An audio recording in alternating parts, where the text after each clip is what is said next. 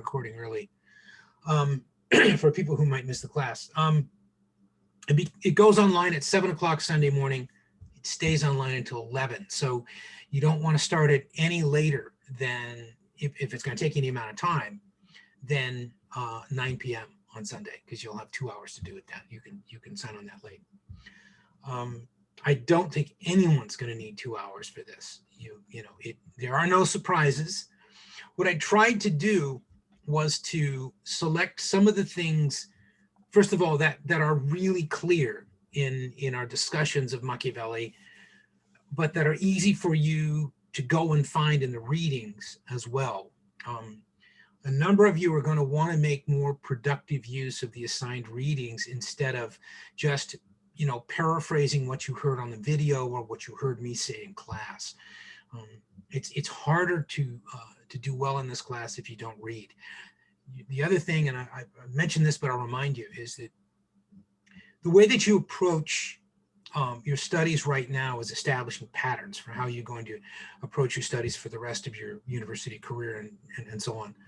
And if you establish a pattern now of not giving yourself the time to go back and immerse yourself in what are relatively easy assigned readings now, for those of you planning on going on to upper division work and actually graduating, you're going to find that there are more readings, they're more complex, and they take more of your time and concentration.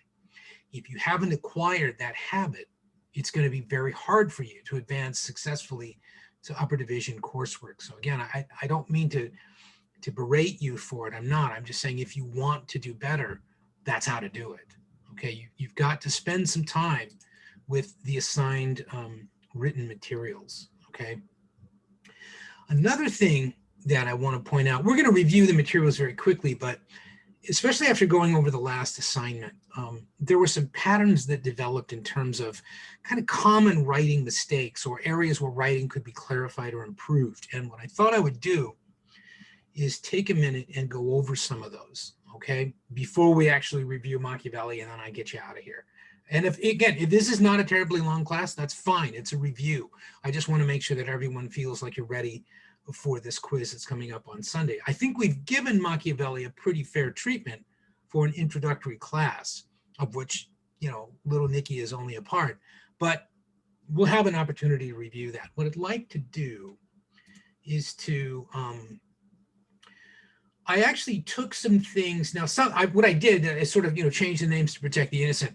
I slightly changed some of these things, but not in terms of their substance. These were all taken from your colleagues' writing in this class, dealing with the last assignment. And what I wanted to do is to show you these and then maybe just briefly discuss how we could improve or clarify. Some of these are very subtle. And again, it's not so much are they wrong. What I'm looking for is there a significantly more effective way to say what you're trying to say so that the reader doesn't have to work so hard? So that's what we're going to do here. Now, what I'm going to do is I'm going to go here. Let me know if this doesn't work, by the way. I'm going to go to screen share, and I want to make sure, yeah, we're just going to use this screen. Okay, so now tell me what you see. Somebody tell me what you're seeing right now. Just a Word document. Okay, that's what I want you to see. Now, what I'm going to do is make this a little bigger. Is that big enough that you can actually read it? Yes. Yeah, that's good. Okay, good, great.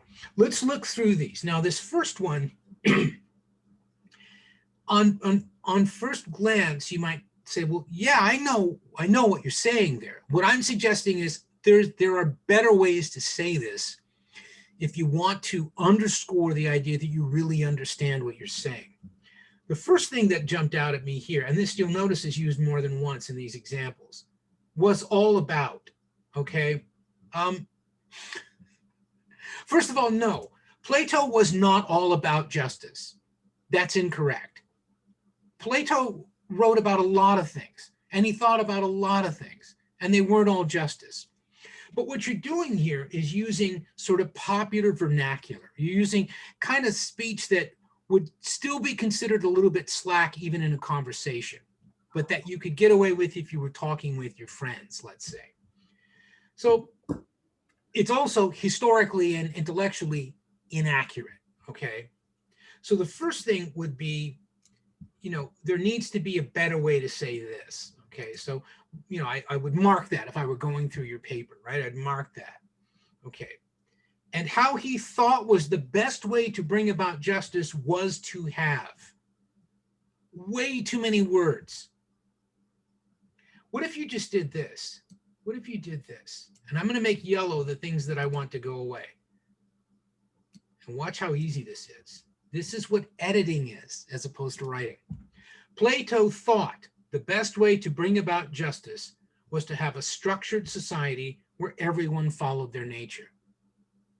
Now, do you see what I'm trying to say in terms of this being so much more readable than Plato was all about justice, comma, and how he thought was the best way to bring about justice was to have a structured society where already I'm getting lost in the sentence and I'm just reading it out loud. But you see how just taking out these extra words here, all of a sudden you've got a really nice, lean, when I say concise, that's what I mean. You get in, you say it clearly, and you get on to the next thing, all right? Are there any questions about what I did there? Does that make sense? I'm going to take that as a silent yes. Okay. Now, this is a very, very, common example. However, both hold differences in what creates these things. Okay. Now, again, this sentence wasn't structured to follow this. There are a couple of things wrong with this, and they are actually wrong. When you say both hold differences, that phrase quite literally means nothing. Okay, that is not a meaningful use of the English language. First of all, it implies, when you say both of somebody, we don't know who, both hold differences. Differences from what? If you're trying to say that one is different from the other, then say it, okay? Or are you just saying, well, they hold differences? Does that mean that they're internally contradictory? That within a single thought, they have contradictions, or within a single philosophy, they have contradictions? This is a common mistake, okay? Both hold differences in what creates these things, okay? Again, try, even if you've already said it, try to avoid the kind of vagary of an expression like these things. And also in the context of the sentence, the word create was used incorrectly. It wasn't about creating, but describing something, okay? So what you actually have is what appears to be an English sentence, English language sentence, but when you break it down in terms of its content, there's no meaning to the sentence. This is disturbingly common in undergraduate writing, okay? Really watch out for that. Okay, number 3. Well, Aristotle's Politics, in quotes, does not discuss justice or the elements of the soul, period. Now, is that a sentence? Well, Aristotle's Politics does not discuss justice or the elements of the soul. That's what's called a dependent clause. All right, it doesn't say because of that something, because you start with the word while. Okay, which implies you're going to say, as a consequence of this, this is true. Okay, the only thing you have to do to fix that is get rid of this and make it an actual sentence. Aristotle's Politics does not discuss justice or the elements of the soul, period. He does discuss, now you say he discusses that a healthy city. Okay, it's not really grammatically correct to say that you discuss that something. You discuss it. You don't discuss that it, okay? So you'd have to think about, he does discuss, the idea that a healthy city is one where everyone participates in order to achieve a common good. But you can see how you can stumble over this. First of all, you've got this written as though it is 2 distinct sentences. Well, technically, if you leave this word in, it's not. It's a dependent clause with a period after it. It's a sentence fragment and then another sentence. And the reader's wondering, well, what are you really trying to say here? I don't understand this. So again, one of the ways you can avoid this, read your work out loud and read it carefully out loud. Don't just breeze through it, or have, your roommate or somebody, I understand we're in lockdown, semi-lockdown here. So sometimes you're by yourself, but there's usually somebody there, you can say, hey, can you read this? And let me read this to you, or can you read this and see if it sounds like it makes sense? Because the first thing I would do, listen to the inflection. Well, Aristotle's Politics does not discuss justice or the elements of the soul. You see, there's a little elevation right at the end there. In other words, I'm looking for a comma and not finding it. I'm finding a dependent clause ended by a period. Okay.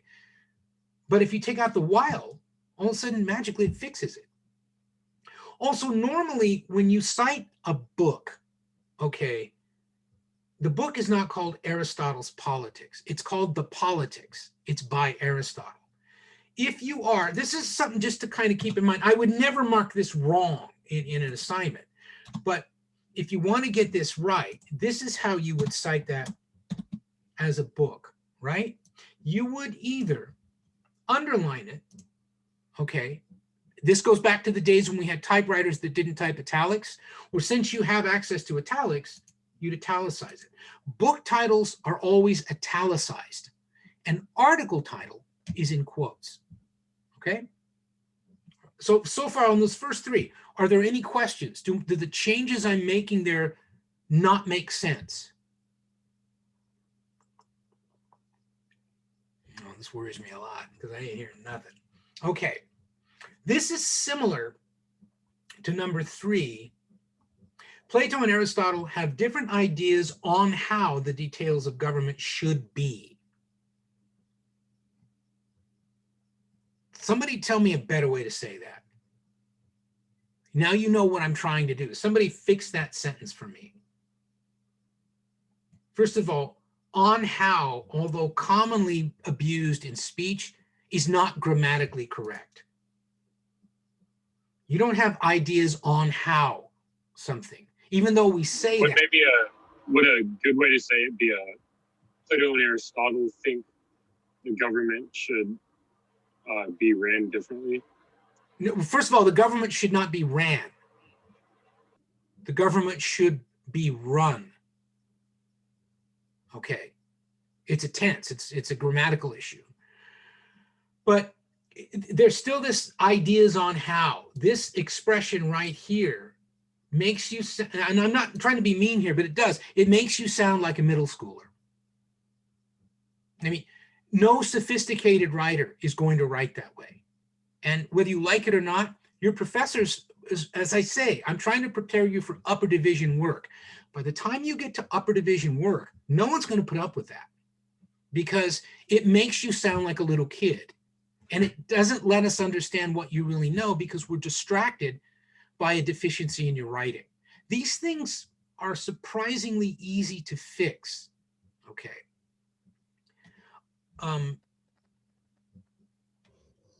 One of the ways you can take this out, and you can actually use on how, right? So if we fix that, now it's hard to do that. But I'm gonna say if we just take this out, Plato and Aristotle differ. Okay, because now you've got a thing that they both do. What do? They differ. They differ one from the other. It's easy to understand that. They don't just differ on the details of government see how that doesn't work? The details of government should be on how in other words, you don't talk about how details should be. That doesn't make any sense. You can differ on details, but not on how details should be. There's just a lot of word salad here that doesn't mean anything. Okay, and we all do this in rough drafts. I still, for all the writing I've done throughout my life, I will occasionally write myself into a corner because I'm thinking so much about what I'm writing that I don't realize I've just destroyed English syntax. Okay. Plato and Aristotle differ on the details of government. what I'm trying to do is say, there are ways to fix this just using the raw material that's here and changing it remarkably little. You see, the only word I added was differ. I just took out other things, but all of a sudden, Plato and Aristotle differ on the details of government. That's a good general statement that could start a paragraph. Then you might say specifically, and then tell me what an example of a specific difference is. Then all of a sudden that sentence functions beautifully. What I'm trying to get you to see is these are very simple changes. Okay. I have a question. Yeah, go ahead. So can you see our chat while you're sharing screen? I cannot, no. Okay, I it's need because you some to people are talk trying to to, me. yeah, I was going to point that out to Yeah, people. I can't. It's a weakness in the software. It doesn't work. Okay, so Aristotle and Plato may share very similar roles in history, comma, their views on government are very different. What's wrong with that sentence?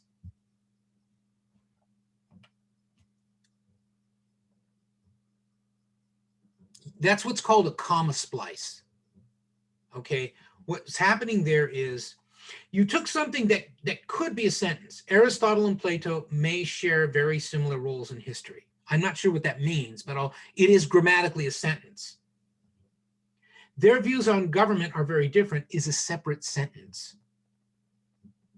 All you need to do to fix that, other than maybe try and clarify what you mean, is put a period there and a capital T there. Boom. All of a sudden, grammatically, syntactically, that makes sense. Aristotle and Plato, I don't know what you say may share. I don't know what a similar role in history would be. What would we mean by that? What would someone mean by saying, I'm not saying this is wrong, but how would you interpret that sentence? What is the meaning of share very similar roles in history? What are the similarities of their role in history? Maybe whoever was trying to write this was trying to say that they're both like the great thinkers, and I guess Is that that's important for answering this question? Not really. Okay, then what I would suggest is that you could just eliminate it. Okay, a lot of you kind of started out with that. It was sort of that, it reminded me of sort of that, and I really don't mean to be condescending, but it sounds like that kind of, like maybe university seminar, write an expository essay and begin with a introductory paragraph that's lively and blah, blah, blah. Okay, remember, these aren't complete essays. These are short answers. You got to get in, say it, and get out. You don't have time to say, let me tell you a story about the greatest thinkers who ever lived. Aristotle and Plato are not the greatest thinkers who ever lived. Okay, so that's, we all know that they're still important. How do we know that? Because I'm asking you to study them and learn them. We already know that. So in other words, especially in a short answer like this, don't tell me things I already know. What you're trying to show me is what you understand. I don't think very many people in this class would really understand why Aristotle and Plato might both be considered important. Part of that is you don't know what the content of their thinking is yet. So who are you then, right, to try and tell the reader, the anonymous reader, hey, these people are important? First of all, who cares? We're into it. Everybody in the class is into that. Okay, their views on government are very different. That's what's important.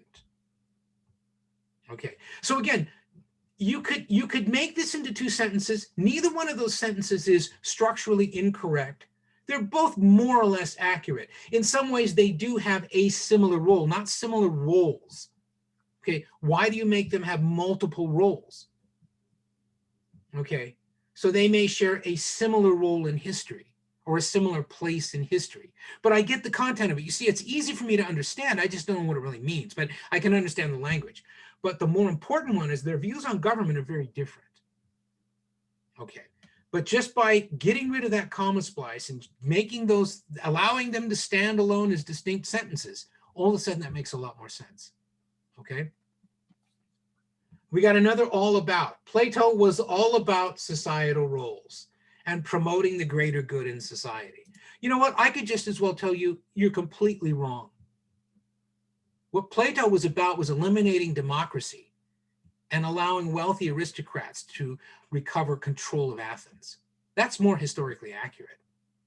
But he obviously wasn't all about societal roles and promoting the greater good in society.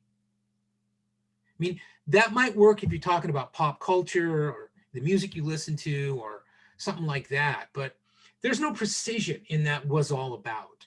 You don't want to use vernacular speech in academic writing because it makes you sound like an idiot. It really does. It makes you sound like a child. It does. Okay. If this is harsh, I'm sorry, but sometimes harsh is necessary. Do you want to sound like a child for the rest of your life? Do you want never to be taken seriously by anyone who's important?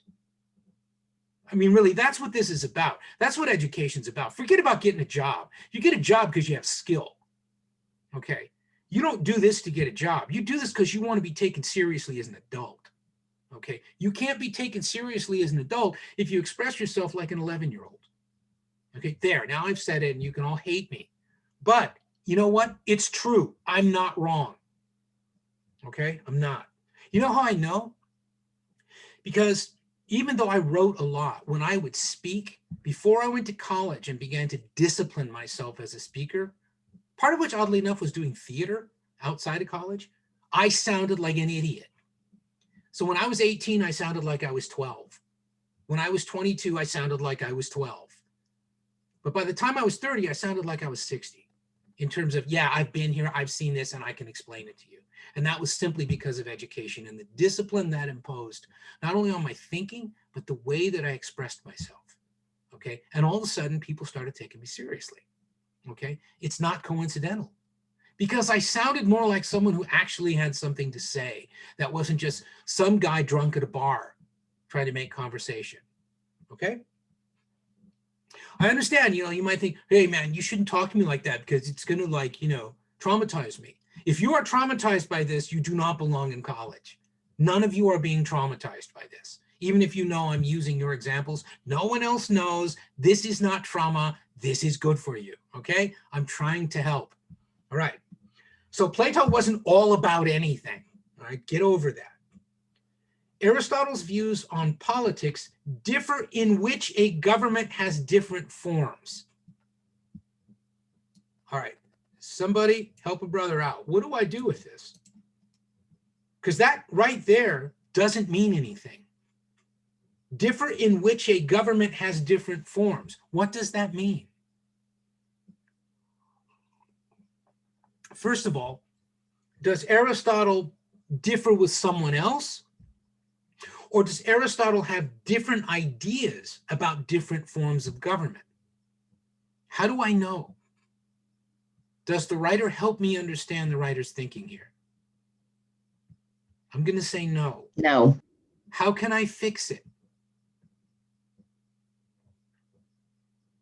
Because look, the way this is written, remember Aristotle's views on politics is what this sentence is about. The subject of the sentence is Aristotle's views on politics. If we take out what I can't make sense of, you are saying some of Aristotle's views on politics are more virtuous than others. That's the grammatical meaning of this sentence. If I take out this enigmatic section right here,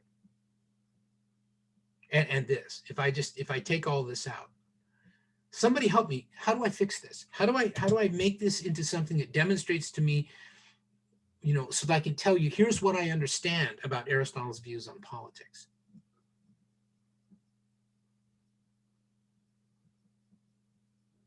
First of all, you're not making what you should be making, which is an important distinction. There is a distinction that can be made, and Aristotle is relevant to this, between politics and government. Politics, we've already talked about that. How do we define politics?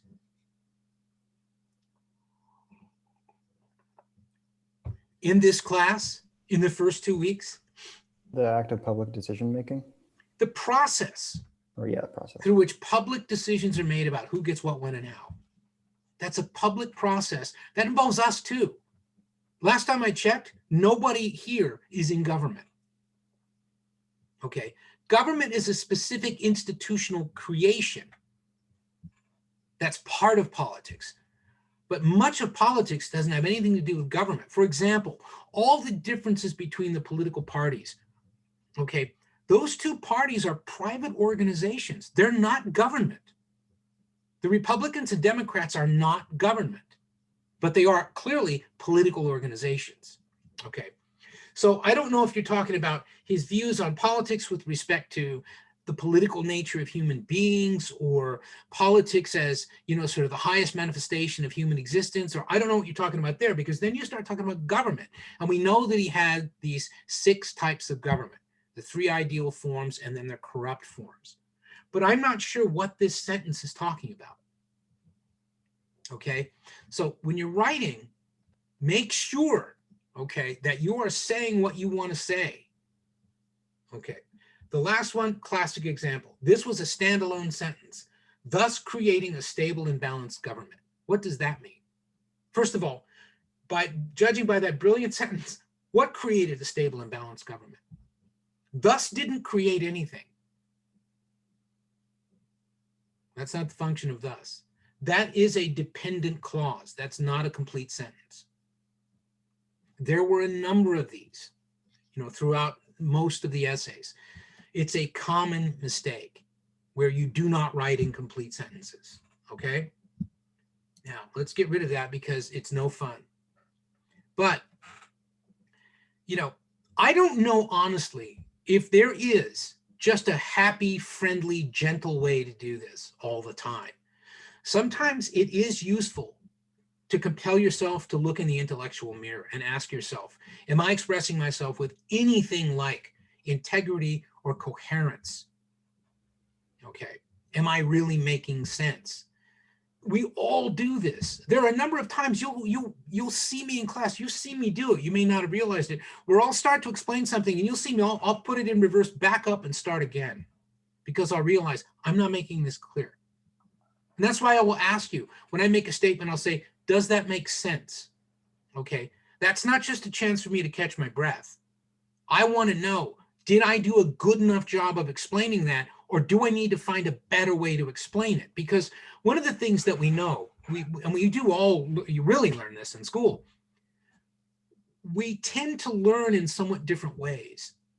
And some of us are familiar with certain parts of the language, but not others. And some of us can visualize a certain kind of explanation, but not another one. Okay, and that's why I try to find more than one way to explain things, because my job is to make sure that by the time I'm done, everyone who cares and pays attention and wants to understand has the opportunity to understand what I'm trying to teach. When you write, you need to have that same sense of obligation. You want to make sure that everyone who reads this understands what you're trying to say. Because otherwise there is no point in writing anything down ever again. Which means, I hate to say it, there is then no point in higher education for you. Because a lot of it is demonstrating what you've learned. One of the most reliable ways we have of allowing students the opportunity to express to us what they've learned is to allow them to write it down. Now, I ask you a question, and this is, again, let's just talk about this a little bit. And yes, we will have time to review Machiavelli. Why do you think it is that so many students at SOU are not effective writers? Because it is the case. And in fact, I would go further, that the quality of effective writing arguably is declining at SOU. Why do you think that is?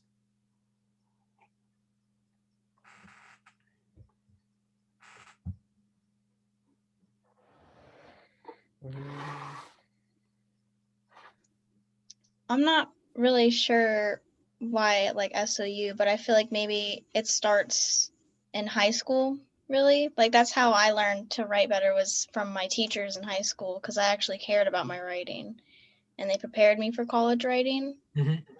So I feel like that was helpful. But I feel here maybe people just don't care enough. Do you think that's what it is, that, you know, we do the things well that we care enough about to try to do well? How many of you care about writing? Honestly, how many of you really, it's important to you to be effective writers? I'm going to guess not very many of you. All right. And I think that's Isabel's point, is that if you care about it, there are things you can do. I'm going to suggest that that's probably correct. Most of you don't value writing very much. It's not important in your life. And ultimately, if you're going to be an effective writer, it has to be important in your life. It can't just be like, I have to write this stupid paper for this stupid class. What you're really saying is writing means nothing to me.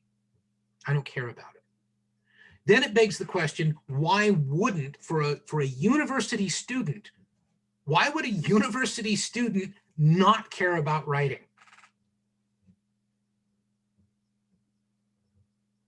Why do you think? In other words, if you don't care about writing, why would you go to college? Because how many of you were shocked when you got here and realized, oh my God, they're going to make me write? For how many of you was that a horrific revelation? Be honest. I don't think it was. So you kind of knew what was waiting for you. Okay. But again, I get that maybe people aren't that interested. What else do you think might be going on that makes many young Americans less effective writers? And not just young Americans, but obviously my predisposition is to be most concerned about college-age Americans because that's who I deal with. Well, it's easy to say social media, Sarah, and I'm not saying you're wrong, but why would social media make us illiterate? People generally read a lot less, or they read more in like shorter bursts. Okay, that is one of the keys to this. Americans don't read. If you don't read, you don't know what good writing looks and sounds like. You only learn that. No one ever taught me grammar in school.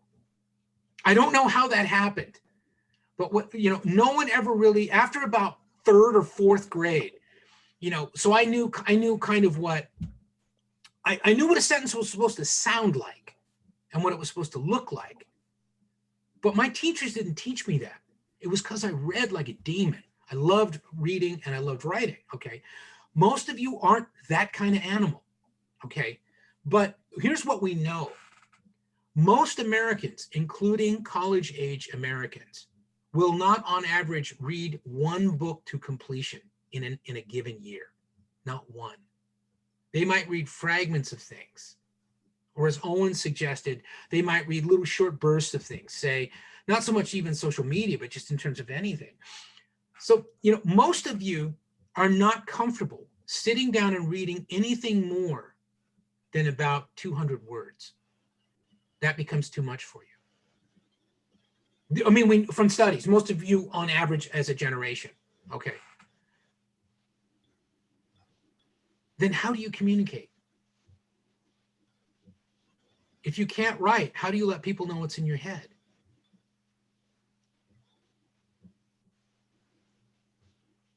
Well, I think with like, Sorry, we had two people going there. I just said like video or speaking a lot. How many of you make videos? How many of you can produce video? I would say that's not a very good medium of communication then if you don't know how to do it. How many of you think that you speak with sufficient sophistication to articulate to other people sophisticated ideas? That you have enough mastery of the English language that you can do that? Because when I look at writing, that is supposed to be the absolute pinnacle of your ability to express yourself in English. We all, when we speak extemporaneously, make grammatical mistakes and things. That's accepted. It doesn't mean we would accept that in your writing. So if you're just, if the only things you can articulate are the words that you can produce, but you don't read, where are you getting your vocabulary? Where are you learning syntax? Do people know what syntax means? All of you people with your smart devices. What does syntax mean? Like Because the general arrangement of words and sentence structure. It's sentence structure. Grammar is the rules of sentence structure. Syntax is the form of that structure. And we know that when we speak, we often really break syntax. We will speak in fragments. We will speak in dependent clauses, not complete sentences. But here's what a lot of you don't realize. The only time you're probably being understood when you speak that way is when you are speaking about trivial things. It is not a good medium of communication if you're trying to express subtlety, nuance, or complexity. But most of what you're dealing with in a university or a learning environment is going to involve subtlety, nuance, and complexity. Those are adult things. Those are for grown-ups. In other words, it's not just about, dude, you know, I got hammered over the weekend. Well, that's pretty good because that's a complete sentence. Okay. But there's not a lot of subtlety. There's not a lot of nuance. There's not a lot of complexity. Okay. So, you know, if you want to fix this, if you don't want to fix this, I have two recommendations for you. Get used to being a C student because you're kind of average, or do something else with your time. Just really do what you want, but you're going to struggle if you don't make this a priority, if you don't make the improvement in your capacity to express your thinking a priority, okay? Because the only other option is start reading. And by the way, you've got some help, because what do I do? Every module, I assign what for you?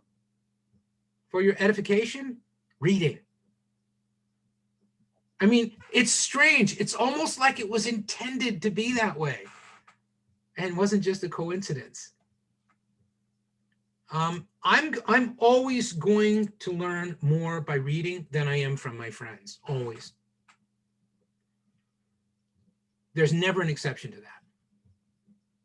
There's one exception to that. When I have to ask my brother how to fix something that I don't know how to fix. I'm not really good with electronics, and he is. But on the other hand, yeah, I suppose I could find a YouTube video or something that might help me. But as far as really understanding it, as opposed to being a trained ape who can do a trick, I need to read, because what I'm interested in, as someone who wants to think and who thinks for a living, I'm interested in subtlety and nuance and complexity. Those are the only things for me that make this species interesting. Subtlety, nuance, and complexity. Nothing else interests me, okay? Particularly with respect to what I do for a living.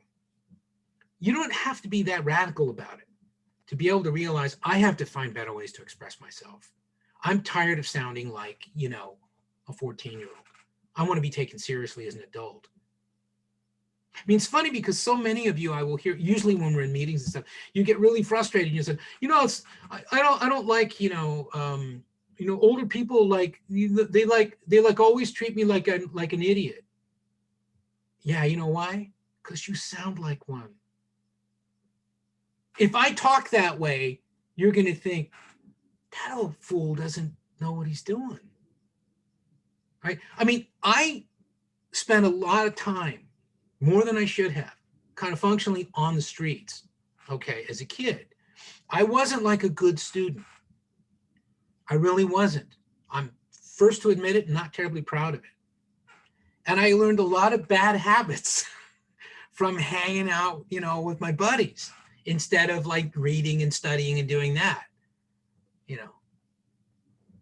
And as a consequence of that, I was treated like an idiot and an animal because that's how I behaved. It's how I presented myself to the world. And it pissed me off until somebody had the courage to tell me, well, Bill, you act like an animal. People are going to treat you like one. You sound like an idiot. People are going to think you're stupid. And I'm like, I guess I better rethink this. I better come up with a better way to do this.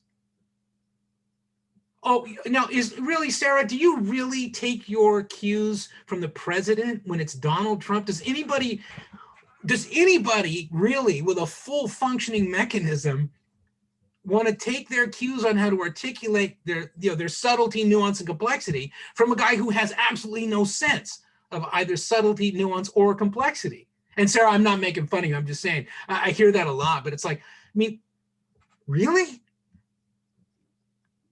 You know, I mean, when you think about the people you admire, tell me, who do you admire right now? Who do you consider, I don't know if you consider them a role model or Somebody you admire. We think this is somebody who's admirable. This is somebody who I could admire. I would maybe want to be like that. Who would that be? Don't be so quiet. Come on, help me out.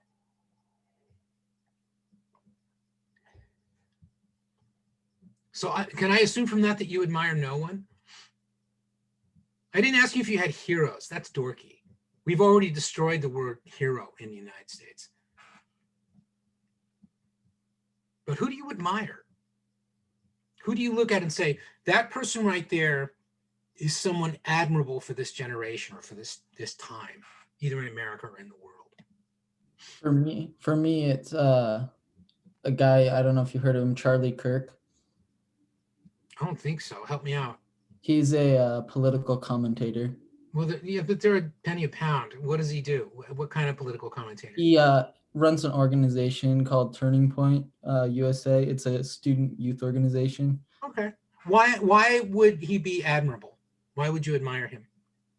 For me, because of the work that he does towards something that I believe in. When you hear him speak, does he sound like a 12-year-old? No. Do you think that you might take him more seriously because he doesn't sound like a 12-year-old? Yes. You think that's possible? Okay. Who else? Come on. Who else do you admire? I mean, don't try to reach too far. None of you is going to say Einstein. Dude's dead. We don't care about him anymore. Who do you care about? Whose lives interest you? Who do you think is important? That's who you value. Who would you read about online? My That's who you favorite think is- authors is a guy named Jerry Stahl. Yeah, but see, nobody. You just said yourself, oh, nobody reads. I don't think too many of you have. I know, but I read. Yeah, but that's because you're warped, man. Intellectual. We're all going to kill you on the day of the rope. Probably. And it might be, but I guarantee you, if you admire writers, you don't admire shitty writers. See, if you admire Stephen King, you're not admiring a writer so much as you're admiring a celebrity who writes, because technically he's not a good writer, but he tells a story. So you're admiring an effective storyteller. Okay, he can use a kind of conversational language. When he tries to sound erudite or subtle, then he sounds stupid. But if it's just, hey, Stephen, tell me a story, he can give you a page turner. There's a skill to that, right? But in other words, you won't think of him as like a brilliant writer of the 20th century. He's just, dude's a great storyteller. He's a best-selling author. Best-selling author does not necessarily mean great writer. That's a different thing, but that's okay. Some people admire that. Who else? Because I don't think most of you admire writers. Like celebrities? Well, like who? The Rock. Why? He's well-spoken, works hard. He's well-spoken. Really? What does that mean, he's well-spoken? Have you ever heard him talk about anything involving subtlety, nuance, or complexity? I'm going to guess no.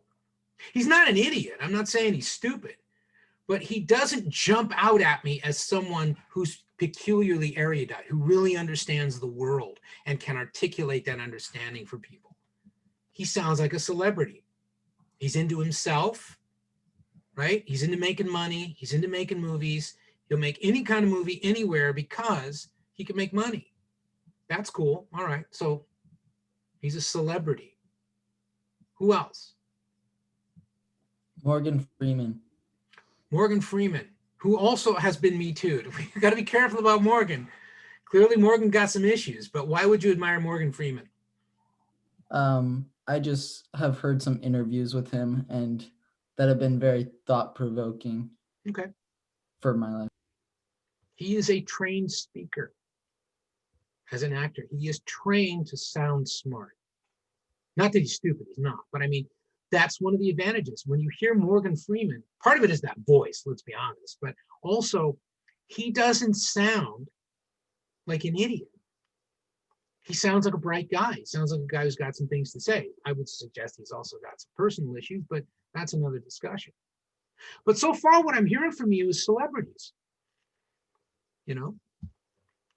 And one thing we know about celebrities, they're part of pop culture. Pop culture, by definition, isn't about subtlety, nuance, and complexity. It's simple.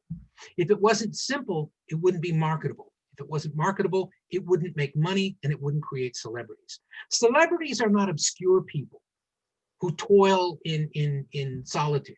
That's not a celebrity. That might be a genius, but it ain't a celebrity. Okay. So what we've got is we've got this dilemma. You're in a place that isn't about celebrity, a university. Okay. If any of your professors think of themselves as celebrities, there are plenty of ways to embarrass them, and I'm more than happy to help.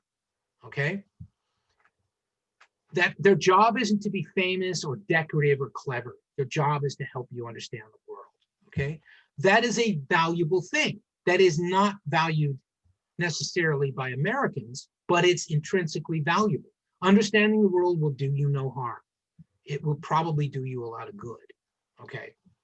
But your job in the university is not to be a celebrity.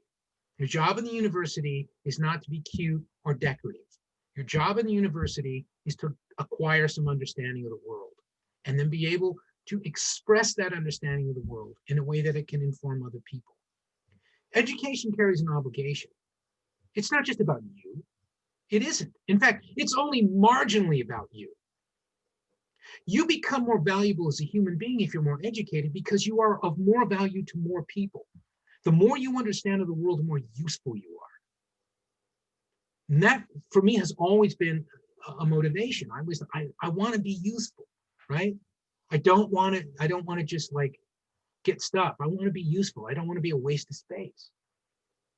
University education can help you transcend that notion of just being in it for the ride, essentially waiting around for other people to do your living for you or your thinking. And all of a sudden you feel like you're in the game. It's like, yeah, I get this. I mean, why do you think that people will call me or email me or text me to ask me about elections? It's because they're scared and they want to have somebody, who can figure things out with them, not for them, but with them. And they know I'll do that. I like that. It's useful. I mean, one of the things to try to cultivate as a student is that sense of, I want to develop this writing skill, this voice on the page. I want to develop this functional mastery of a discipline because it's going to make me more useful to my own society. I'm not just going to be a spectator, and I'm not just going to be an exploiter. I'm not going to look at other people as a means to an end. I'm going to look at them as, my colleagues in this whole existential voyage thing. And I'm going to be of use to them. Like I always think of myself as being on this lifeboat with whatever people come in and out of my life, right? And the whole thing about that is don't consume more than you need and try to produce something useful. Don't be a waste of time. Okay, that's really what education's for. So again, the reason why I talk about your writing so much and the reason why I teach these particular classes is so that you can have that sense of what it feels like to be useful, to be considered kind of like legitimately of value, not just like, well, you're a celebrity, you're famous. I'm telling you, almost none of you are going to be famous. Almost none of you are going to be rich. And you know what? If you are, no one's going to care. Really, they're not. They're not. But if you're useful, you're going to be useful to people every day for the rest of your life. It's not a bad thing to think about, okay? Especially in a power structure like ours that's so corrupt when it comes to trying to be helpful, all right? So that's why I want you to be able to improve your writing. I'm not trying to embarrass you, and I don't want you to feel bad. I want you to feel more of a sense of power that you're going to get from being more effective communicators. So if anybody, if you felt a little bit pushed by this or embarrassed or whatever, please don't, okay? That's not my aim. I want you to want to be better. And so far as you want to be better, I and all of my colleagues at SOU are there to say, hey, you know what? Yeah, let me help you out. Happy to do it. Because there's nothing more exciting for us than watching that light come on with people. Or as I just did, I just heard from 2 or 3 people who graduated from SOU maybe 10 years ago. And it was like, man, one of them was doing a rundown of the electoral map. And it's like, that's more than what I taught you. That's pretty impressive, and it was just cool, working on her PhD and figuring it out. It isn't about the PhD. It's about continuing to be hungry and wanting to learn things. Okay, now, so much for writing. Now that I've ruined your day, let's review so that you can do better on the assignment. Yeah, okay, now, first of all, before I go, I'm not going to do any more new information stuff on Machiavelli. Is there anything that you can think of that we've covered where maybe you hadn't had yet an opportunity to read that particular chapter of Machiavelli? Now you've looked at it and it's like, I can't really remember what Bill wanted us to learn here. You know, the language is kind of awkward. Talk about being able to communicate. It's a translation from classical Italian. It's problematic on a lot of different levels. It's awkward in the way a lot of the sentences are structured. I get that. Okay. But is there anything that's kind of where you're thinking, either I don't get this at all, or I'm not understanding why you want me to learn this, which is a perfectly fair question. If you don't understand, you know, some point that I'm trying to make is like, why do I need to learn this? What is it useful for? I don't think that's a bad question. I think that's a great question if it's sincere. So is there anything like that with respect to Machiavelli? You made a note. Could you kind of explain chapter 18? I was a little confused what he meant by keeping faith for the prince. Like, what sort of faith are they talking about? Because I know that's also the chapter where they talk about the fox and the lion. Well, yeah, and it's a perfectly good question. And I think I had mentioned last time that this is one of those things that isn't easy to understand because we have, in the modern sense, very different notion of what keeping faith means. What he's saying is, if you could always keep faith and be an effective prince, you'd be a very virtuous leader. Wouldn't that be a great thing? But you can't, because you're dealing all the time with forces that are arrayed against you, potential instability, rivalries from within the nobility, distrust perhaps within the people, or disasters, war, famine, disease, whatever. You're always dealing with these destabilizing moments. And sometimes in order to be an effective leader, you can't always keep faith. That is, you can't always hew truly to the virtues you would espouse and that people would expect of you. You can't always be merciful. You can't always be humane. You can't always be all those things that he lists. You can't always be faithful. You can't always be upright. Sometimes you got to just be kind of a creep. What you don't want is for people to see that. So part of keeping faith is deception. You're preserving the appearance of keeping faith. In other words, you don't ever want people to despise you, because we know what happens if they despise you, right? They'll turn against you, or they'll support somebody in the nobility who turns against you. Okay, so in order to help avoid that, you have to appear to be religious. Even if behind the scenes you're having the Pope murdered, you've got to appear to be religious. Okay? You don't want to admit to the things that you have to do, even when you said you'd never do them. There was a president long before you came along, George H.W. Bush, not George W. Bush, but his father, right? Sorry, my nose is running. He was Ronald Reagan's vice president and then became a one-term president. He was a very intelligent guy. As far as it went, he was generally an honorable guy, whatever. I mean, you could disagree. One of those people with whom you could disagree on policy but not think, what a contemptible human being. And when he was campaigning, he made this infamous statement. He actually said, "Read my lips, no new taxes."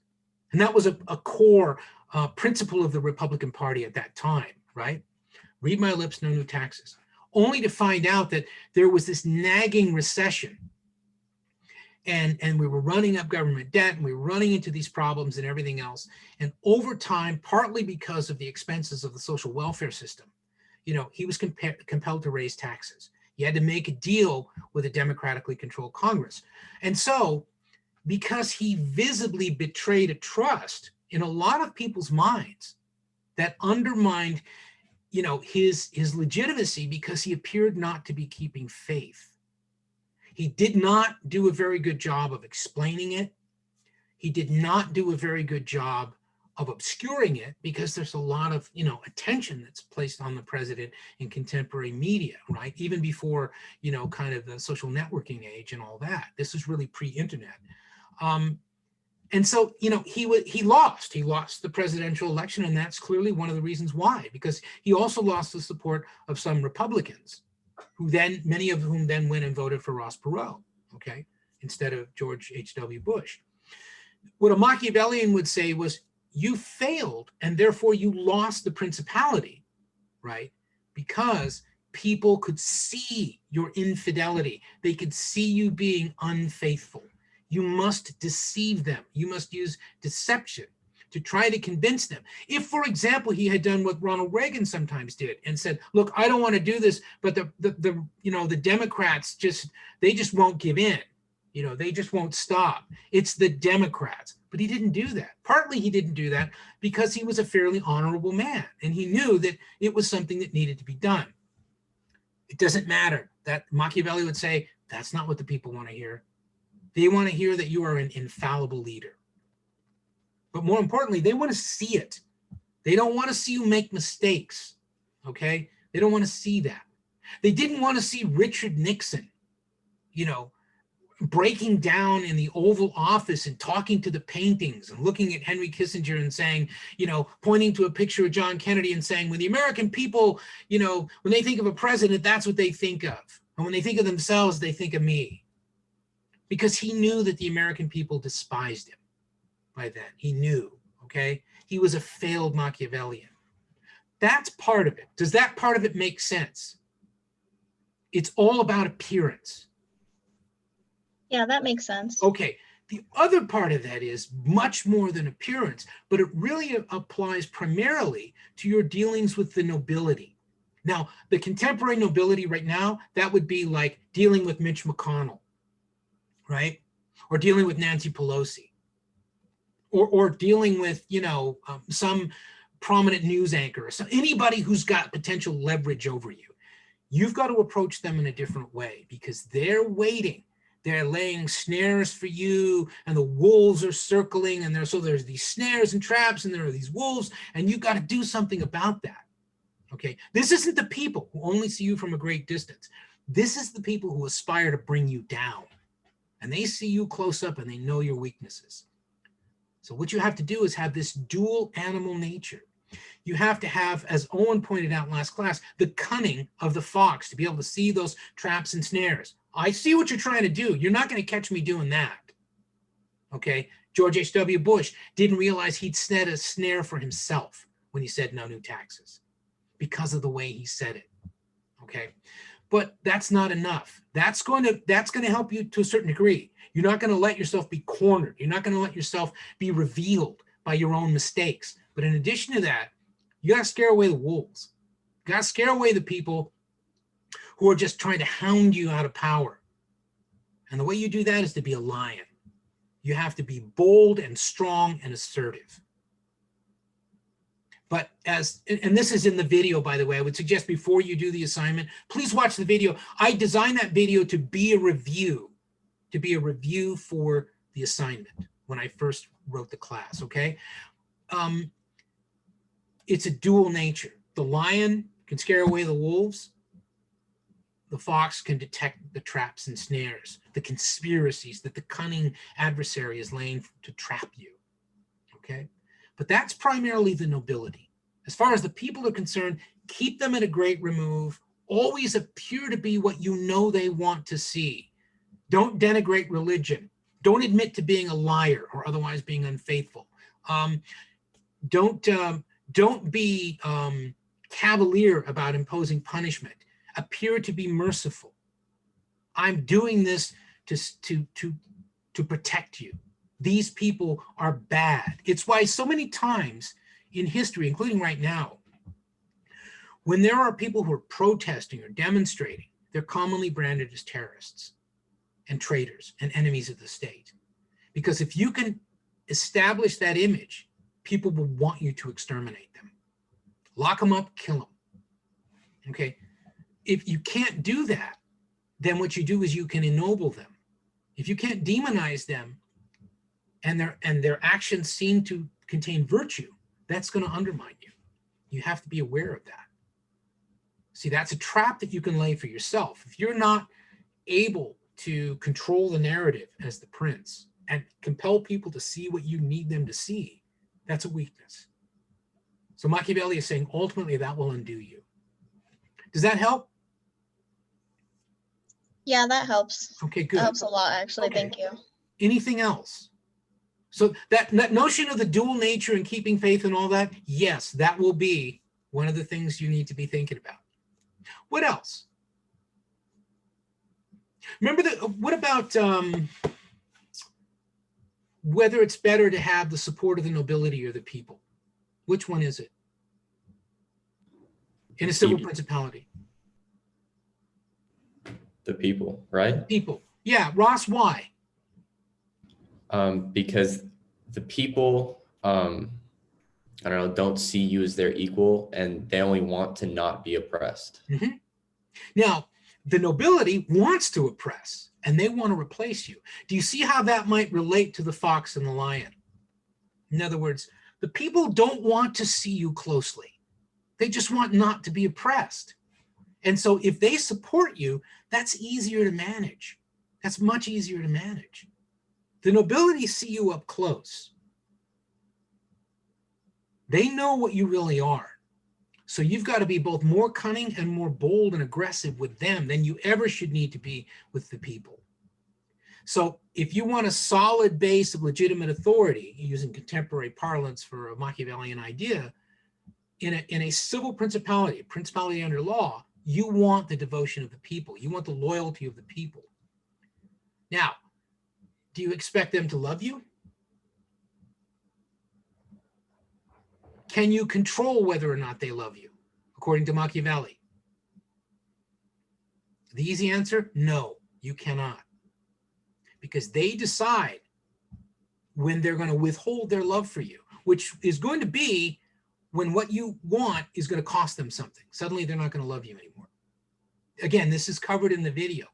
What can you control that can help you govern the people and maintain their loyalty? What can you control? Control their fear. You can control whether or not they fear you. Exactly. Brilliant. I love it. You see, the whole advantage of ruling by fear is, yeah, I know how to scare you. I know how to let you know there are consequences to every action. And I also can justify those consequences because I'm the prince and you're not. And you don't want to govern and I do. And you don't know how to govern and I do. And if you screw around with this, you're going to get hurt. But if you don't, again, be merciful. If you don't, I'm not going to hurt you. I'm not going to oppress you. Okay? So in terms of dealing with that constituency that he thinks is the more desirable constituency for legitimate authority, the people, right? The best way to preserve that is to maintain some sense of, whether it's awe or respect, something probably short of absolute terror. But when he says they fear you, what he means is they fear the punishment that will result if they don't obey you. It isn't like they're afraid you're going to knock on their door in the middle of the night and kill them or take something away from them. In fact, what's the great risk of ruling by fear? So, For Machiavelli. making the people hate you. Yeah, allowing them to come to hate or despise you.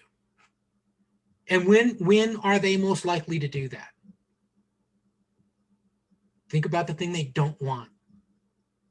When are they most likely to hate you? When they're oppressed. When you oppress them. Yeah. And so to put it in simple terms, yes, they don't want to be oppressed. Don't forget that.